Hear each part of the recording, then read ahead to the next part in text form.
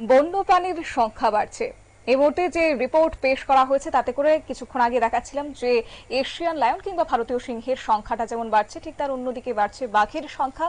এবার আরো এক রিপোর্ট সেখানে হাতির সংখ্যা বাড়ছে, যা নিঃসন্দেহে আগামী দিনে একটা তাৎপর্যপূর্ণ ভূমিকা রক্ষা করবে বনভূমি সংরক্ষণের ক্ষেত্রে। অবশ্য 12ই আগস্ট বিশ্বজুড়ে পালন করা হচ্ছে আন্তর্জাতিক হস্তি দিবস, এবং সেই জায়গায় দাঁড়িয়ে এবারে সেই বিশেষ দিনটি উদযাপনের মূল লক্ষ্য হচ্ছে যে হাতিদেরকে কিভাবে সংরক্ষণ করা যায় আর তাদের প্রাকৃতিক আবাসস্থল রক্ষা করা এবং মানব হাতি সংঘাতটা এই মুহূর্তে কমানো। সেই জায়গায় দাঁড়িয়ে এবার হাতি সবচেয়ে বড় স্থলচর স্তন্যপায়ী প্রাণী হিসেবেই কিন্তু বিবেচিত, আর তাদের উপস্থিতি শুধুমাত্র বনজীবনের জন্যই নয় বরং সমগ্র পরিবেশের জন্য একটা গুরুত্বপূর্ণ ভূমিকা রাখে।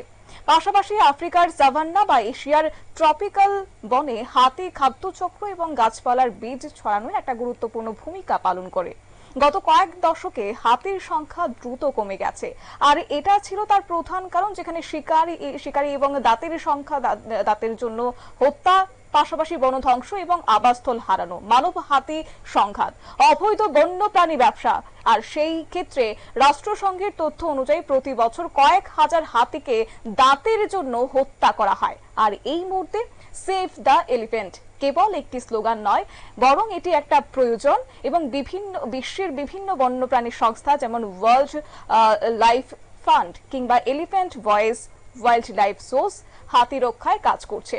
আর সেই কার্যত 12ই আগস্ট এই হস্তি দিবসকে সামনে রেখে সেই হাতিদেরকে কিভাবে রক্ষা করা যায় সেই নিয়ে কিন্তু একটা আগামী দিনে যেন অগ্রণী ভূমিকা পালন করা হয় এবং প্রত্যেকে যেন সেই বিষয়টাকে মাথায় রাখে, এই রিপোর্ট কিন্তু এবার রীতিমতো বলা চলে সামনে এসেছে এবং বার্তা দিচ্ছে যাতে আগামী দিনে বনভূমি সংরক্ষণ করা যায়।